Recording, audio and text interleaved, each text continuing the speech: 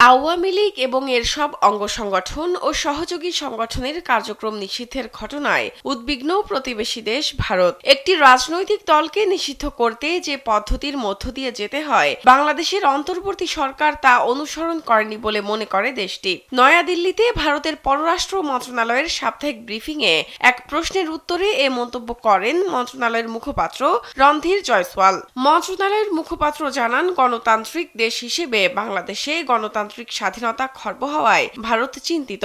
ব্রিফিংয়ে বেশিরভাগ প্রশ্ন ভারত ও পাকিস্তানের চলমান সংঘাত নিয়ে করা হলেও আওয়ামী লীগকে নিষিদ্ধ করার বিষয়ে ভারতের মনোভাব জানতে চাওয়া হয়। জবাবে জয়সওয়াল জানান, যথাযথ পদ্ধতি না মেনে এই সিদ্ধান্ত গৃহীত হওয়ায় ভারত স্বাভাবিকভাবেই চিন্তিত।